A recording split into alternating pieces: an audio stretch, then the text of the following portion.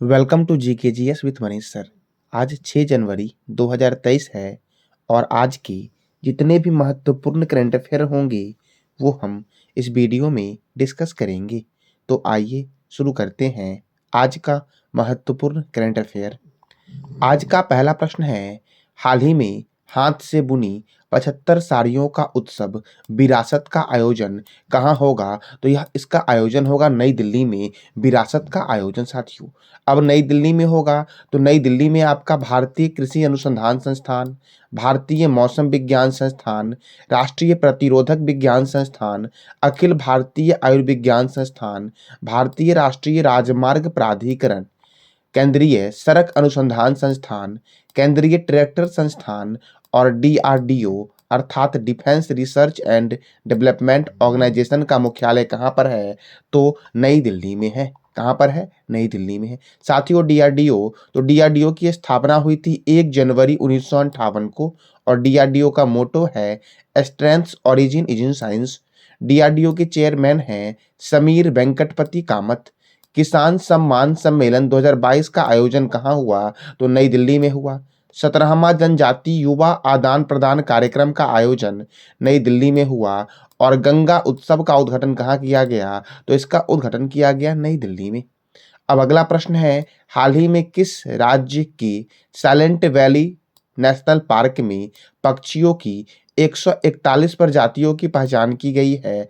तो केरल के silent valley national park में पक्षियों की 141 प्रजातियों की पहचान की गई है। अब केरल की राजधानी है तिरुअनंतपुरम। केरल के गवर्नर हैं आरिफ मोहम्मद खान। केरल के मुख्यमंत्री हैं पिनरई विजयन। केरल में राज्यसभा 9 है और लोकसभा 20 है। साथियों महाराष्ट्र में राज्यसभा लोकसभा कितना है? तो इसका जवाब देना है कमेंट बॉक्स में आपको। परम्बिकुलम नेशनल पार्क केरल में है, पेरियार राष्ट्रीय उद्यान केरल में है और साइलेंट वैली नेशनल पार्क किस राज्य में है? तो केरल में है। अब देखो, ऑनलाइन सरकारी ई टैक्सी सेवा शुरू करने वाला भारत का पहला राज्य केरल। संतोष ट्रॉफी 2022 का खिताब केरल ने पश्चिम बंगाल को हराकर जीता है और पश्चिम बंगाल के राज्यपाल कौन हैं? तो सीवी आनंद बोस जो आपके हैं वो पश्चिम बंगाल के राज्यपाल हैं। राज्य का पहला वैज्ञानिक पक्षी एटलस केरल को मिला। देश की पहली पेपरलेस अदालत कौन अदालत बनी? तो पेपर हाई तो यह बनी आपकी केरल हाई कोर्ट। देश की पहली पेपरलेस हाई कोर्ट। अपनी खुद की इंटरनेट सेवा शुरू करने वाला भारत का पहला राज्य कौन बना? तो केरल बना। जीएसटी चोरी को रोकने के लिए लक्की बिल ऐप की शुरुआत केरल ने की। भारत का पहला सफल पूर्ण हाथ प्रत्यारोपण केरल के अमृता हॉस्पिटल में हुआ। केरल में है पुनमद्दा झील जिसमें नेहरू बोट रेस का आयोजन हुआ और नौसेना नौकायान प्रतियोगिता 2022 का आयोजन कहाँ हुआ? तो केरल में हुआ। साथियों नौसेना की स्थापना कब हुई थी और नौसेना के ही वर्तमान में चेयरमैन कौन है? तो इसका जवाब देना है कमेंट बॉक्स में आपको। महिलाओं के अनुकूल पर्यटन परियोजना की शुरुआत केरल में हुई। Track Asia cup 2022 cycle tournament की मेजबानी किसने की? तो केरल ने की। भारत के सबसे बड़े बिजनेस जेट टर्मिनल का उद्घाटन कोच्चिन एयरपोर्ट पे किया गया साथियों। और धर्मदास भारत का पहला पूर्ण पुस्तकालय निर्वाचन क्षेत्र बना है। इंडियन लाइब्रेरी कांग्रेस का उद्घाटन कहाँ किया गया? तो केरल में किया गया इंडियन लाइब्रेरी कांग्रेस का उद्घाटन। अब अगला प्रश्न है आपका, दिदीर सुरक्षा कवच अभियान की शुरुआत कहाँ हुई है? तो इसकी शुरुआत हुई है दिदीर सुरक्षा कवच चुनाव के लिए साथियों है आपका। यह पश्चिम बंगाल में शुरू हुआ है और पश्चिम बंगाल में टीएमसी ने इस अभियान को शुरू किया है चुनाव को मद्देनजर रखते हुए।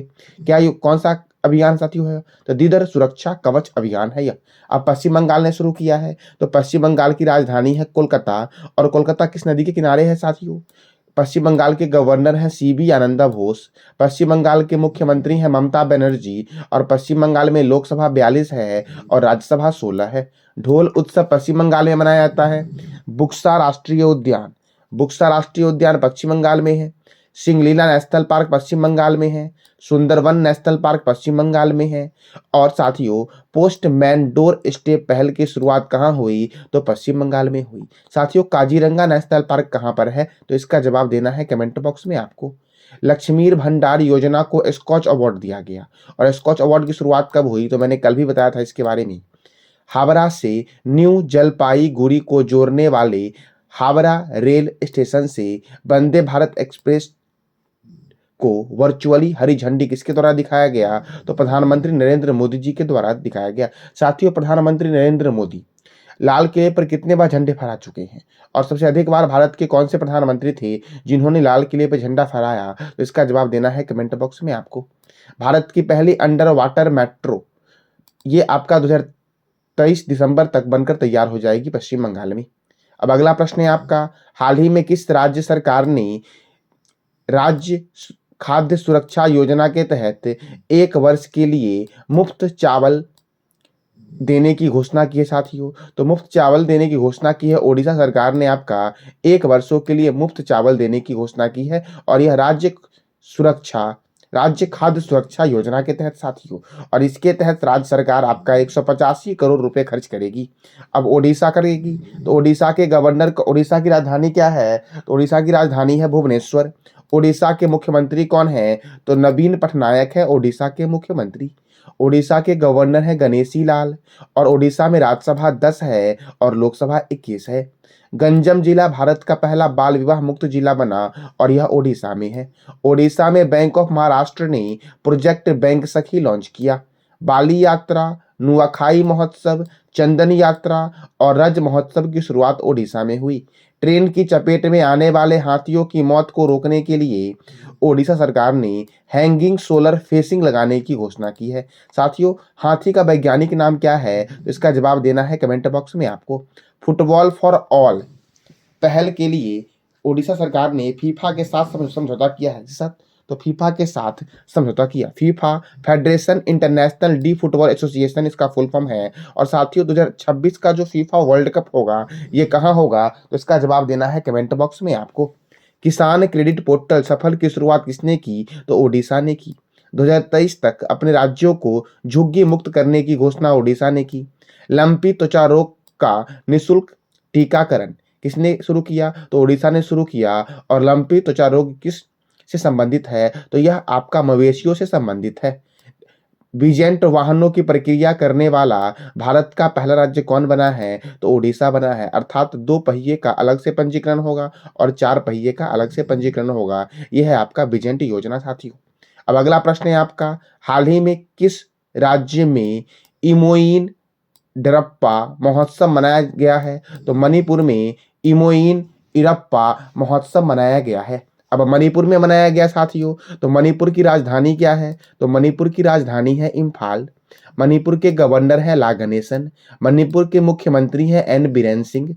मणिपुर में राज्यसभा 1 है और लोकसभा 2 है। मणिपुर की स्थापना हुई 21 जनवरी 1972 को। साथियों, और कौन कौन से 2 राज्य हैं जिसकी स्थापना 21 जनवरी 1972 को हुई? तो इसका जवाब देना है कमेंट बॉक्स में आपको।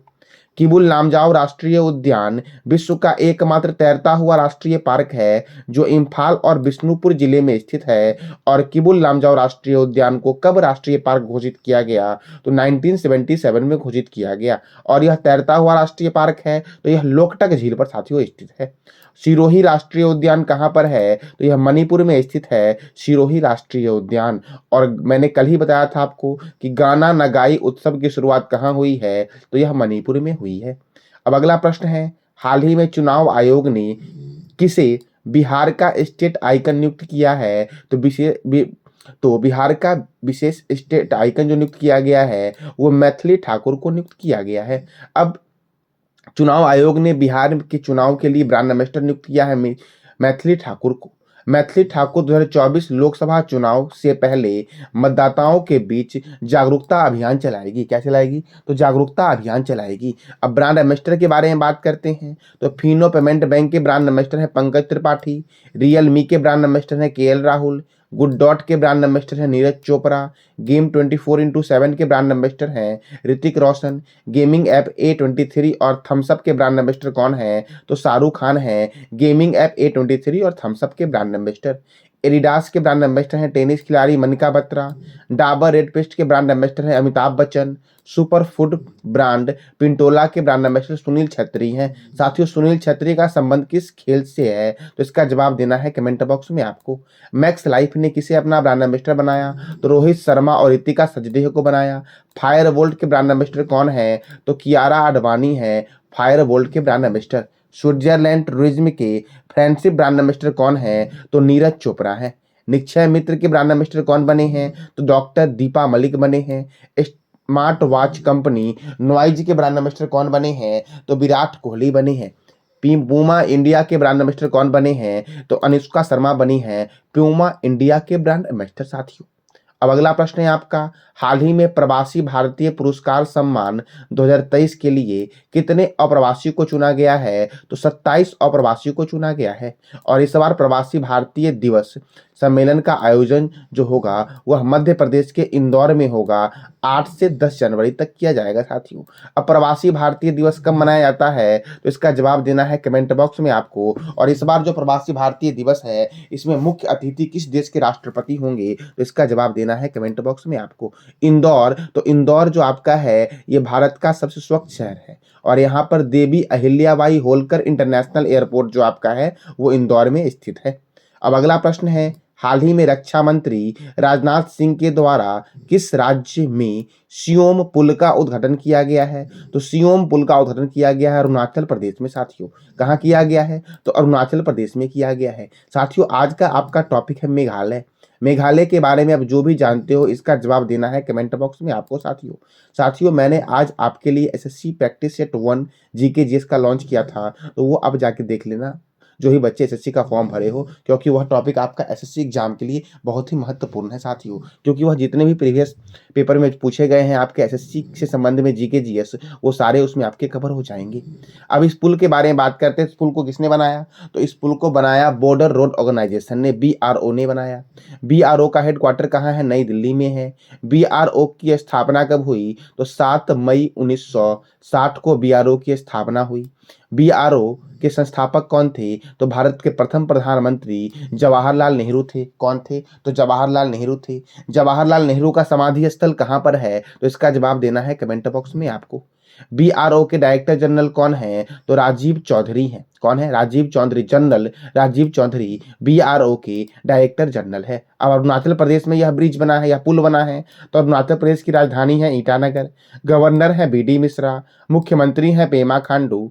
पखोई वन्यजीव अभ्यारण्य, नामदफा टाइगर रिजर्व, कमलांग बाघ रिजर्व, मॉलिंग नेशनल पार्क कहाँ पर है? तो अरुणाचल प्रदेश में है। बोमडिला दर्रा, यांग्याप दर्रा और दीफू दर्रा कहाँ पर स्थित है? तो अरुणाचल प्रदेश में स्थित है। भारत का पहला एकीकृत एक्वा पार्क किस राज्य में बना? तो अरुणाचल प्रदेश में बना भारत का पहला एकीकृत एक्वा पार्क। ग्रीनफील्ड हवाई अड्डे का नाम बदलकर डोनीपोल हवाई अड्डा कर दिया गया है और यह कहाँ स्थित है? तो अरुणाचल प्रदेश में स्थित है साथियों। मनोहर पारिकर अंतर्राष्ट्रीय हवाई अड्डा गोवा में स्थित है। इसका अन्य नाम क्या है? तो इसका जवाब देना है कमेंट बॉक्स में आपको। पूर्वोत्तर राज्य में पहला मत्स्य संग्रहालय कहाँ बना है? तो अरुणाचल प्रदेश में बना है। दुनिया की पहली ड्रोन मध्यस्थता पशुधन टीकाकरण सेवा की शुरुआत कहाँ हुई? तो अरुणाचल प्रदेश में हुई। तो ये साथियों था आपका आज का महत्वपूर्ण करंट अफेयर। मैंने कल आपसे क्वेश्चन पूछा था कि हाल ही में इंडियन ओवरसीज बैंक के नए एमडी सीईओ कौन बने हैं? तो अजय कुमार श्रीवास्तव बने हैं इंडियन ओवरसीज बैंक के नए एमडी सीईओ। अच्छा, table tennis of India federation की पहली महिला अध्यक्ष कौन बनी है? तो मेघना अहलावत बनी है। रेलवे बोर्ड के अध्यक्ष और सीईओ कौन बने हैं? तो अनिल कुमार लाहौटी बने हैं।